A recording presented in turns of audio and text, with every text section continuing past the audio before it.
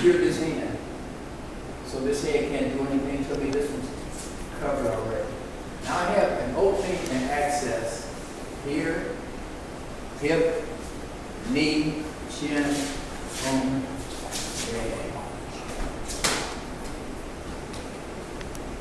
I make my students move slow because people can get hurt if you don't have control. As your control gets better, you can move a little faster, but you need to be sure that you don't hurt your classmates when you do that. As you can see, a lot happens to him to throw this punch at me.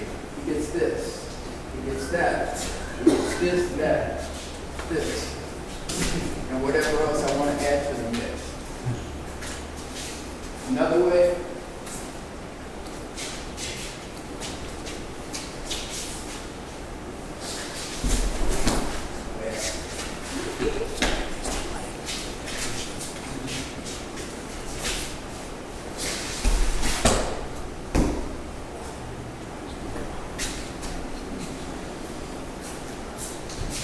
when a man gets ready to hit you, he has to take a step. If you can't take that step, he can't hit you. He can't hit you. If you can't take that step, you must take that step to hit me. I can do several things. One, I can prevent a step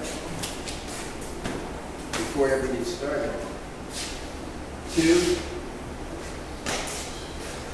I can decide not to let the step stop where he intended for it to stop. He intends for his foot to stop right there. He's counting on his foot stopping there. I'm going to make it stop out here somewhere.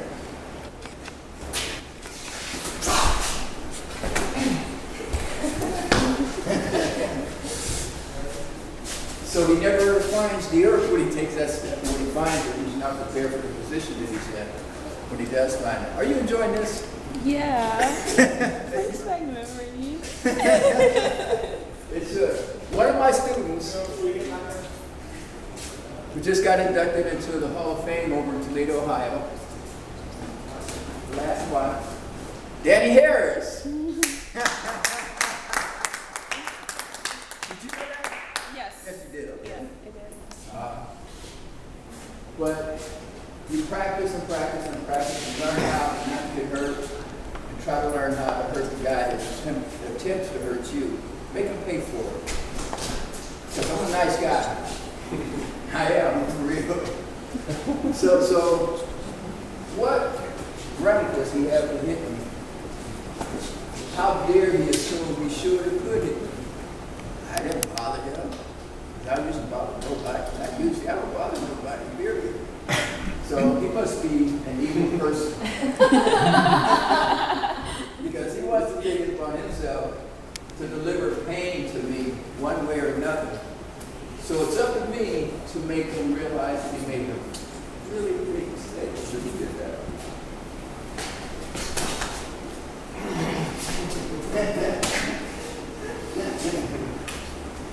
Back to our arm break. This arm is going to get broken. Not for real. This arm is going to get broken.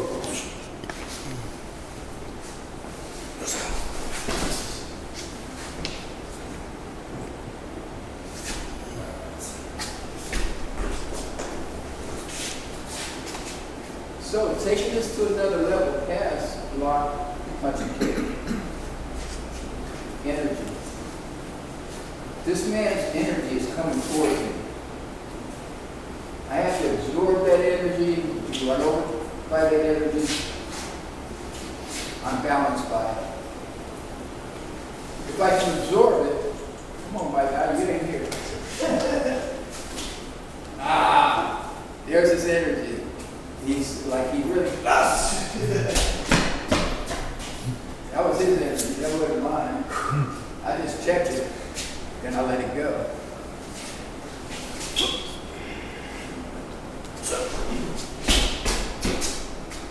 So it's almost like it takes the effort out of fighting for me. I don't have to fight hard as I used to. Smarter now. Using that energy in a different way, it's like, watch your body react.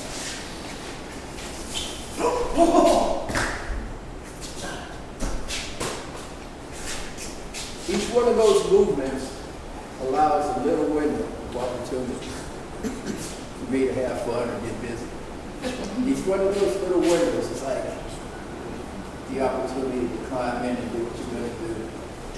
So when I take this energy and make him vulnerable, he's totally, and this is what I say to my students, if you run into a gun fool or good one, the butt whooping you're about to get ain't no accident. It's not even remotely close to being an accident. It's calculated, it's scientific, it's not being brawling, it's just as butt whooping.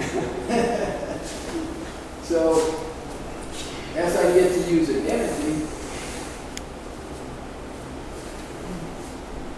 how you feel, Mikey? Not good? How you feel?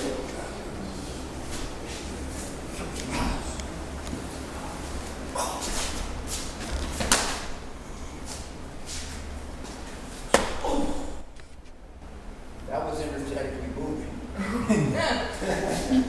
This is not energetically moving. This is just displaying energy.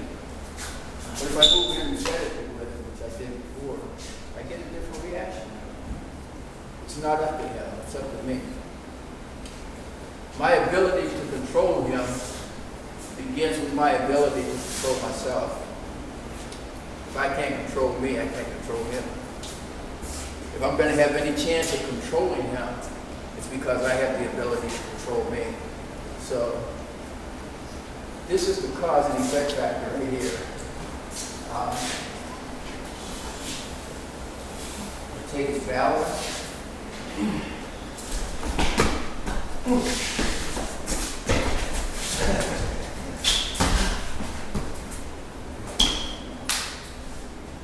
I can do almost anything I want to do with it. And it's not about this. Because if I take this jacket off, you know it. See there, that's like his face. So it's not about muscle. It's about energy, it's about science, it's about mind, it's about technique, it's about execution, it's about leverage, it's about balance, it's about breath, and on and on and on and on and on. All of that adds up.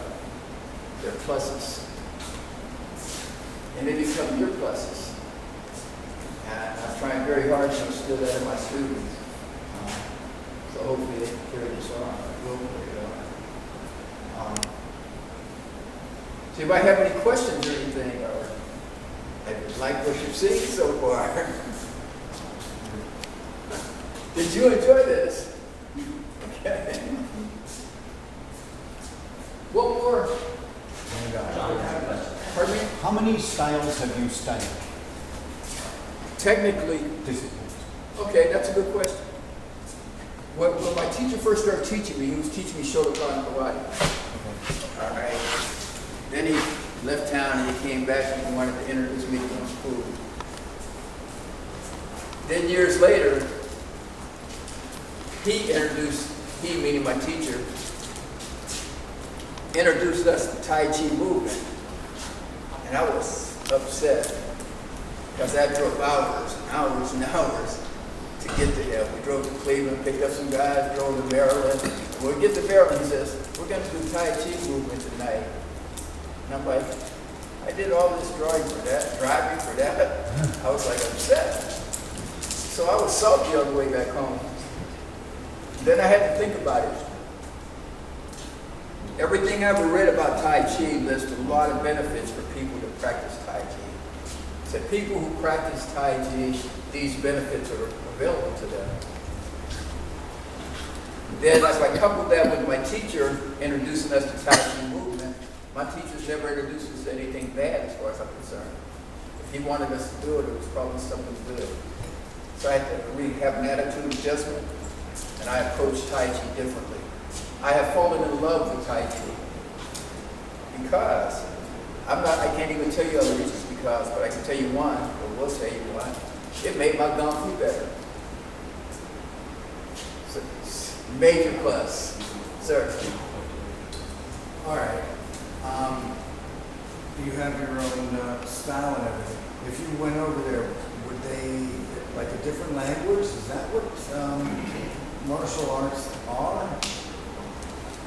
Or if you go over to, say, Saigon, Korea, or anything, and you're doing your thing, are they going to think that you are an outsider, or how does it all relate? All martial arts are related. Okay, they're all related. That's how are they? That's what I meant. Oh, okay, but, and what I'm gonna say is this. That makes them identifiable as a martial art. And the way people move, block, punch, and kick. The human body is the same across the planet. So whether you're doing Mukshak Dao or whatever, you're gonna block, you're gonna punch, you're gonna kick. Depending on who's in the crowd, some people might be able to identify my system because it's part of the Lu system.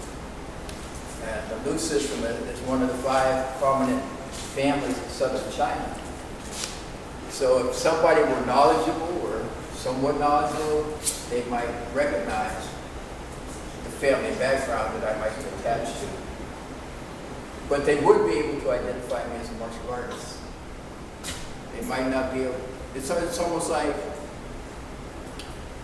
martial arts are like automobiles. Cadillac, Chevy, they all drive. They all take you from point A to point B. You don't have the VIN. Absolutely. Every culture has its own flavor stamp that it puts on things. That helps identify it. Taekwondo people are the best kickers on the planet. They're identifiable by that. All right, if you went over there, would it be like a gang thing that you were in this sort of whatever? Well, I don't do gang things, but I would hope it would be like a brotherhood thing. Well, no, is it though? Because we're all people, but we have gangs around here. So if you went over there and you were a sensei, and you are. Could it happen? Oh, absolutely. I mean, because that's the shape that the planet's in. There is a hierarchy. Hierarchy. Let me lay this on you and everybody else that's here. That's all right, man. I'm gonna converse with you.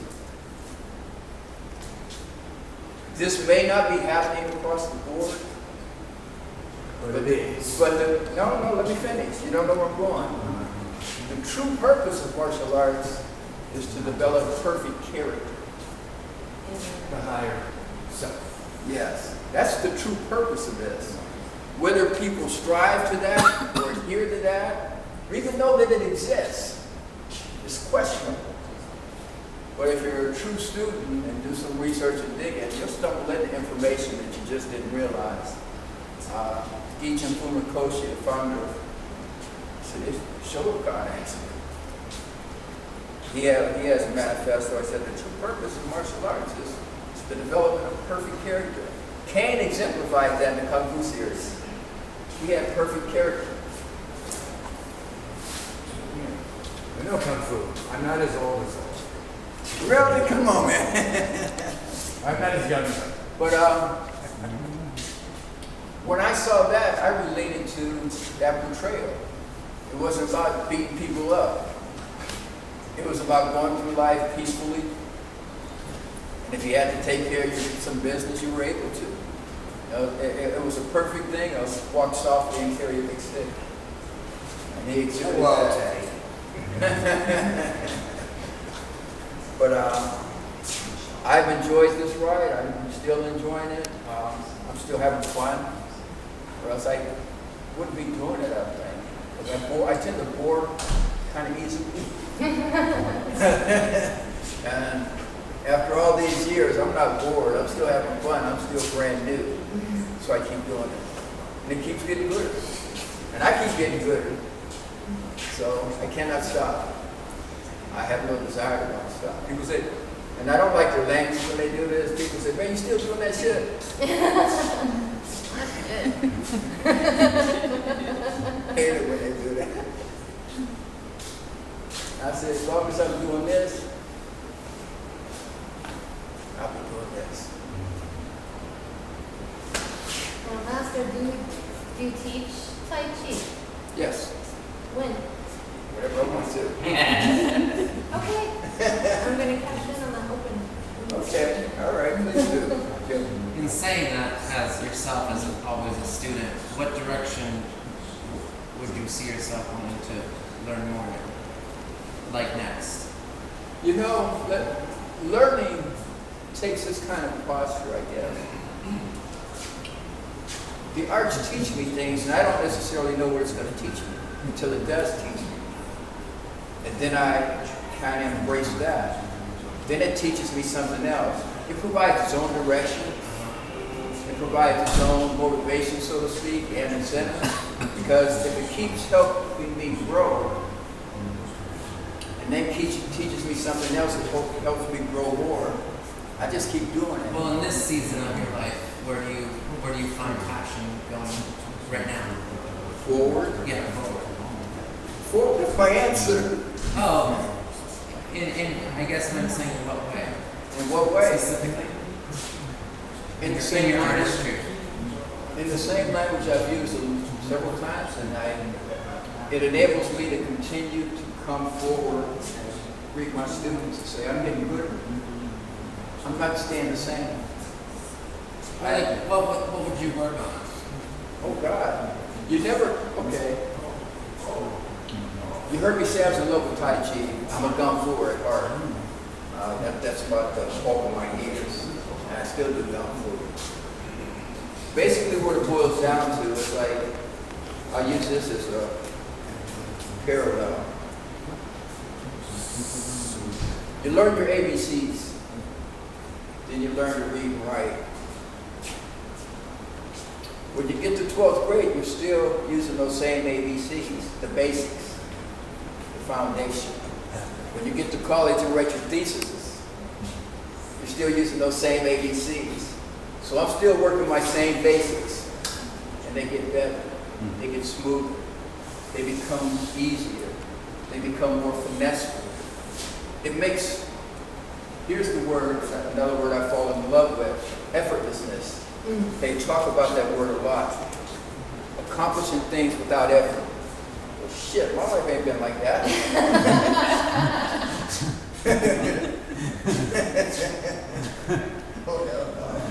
So you would say foundations? You would say foundations? Well,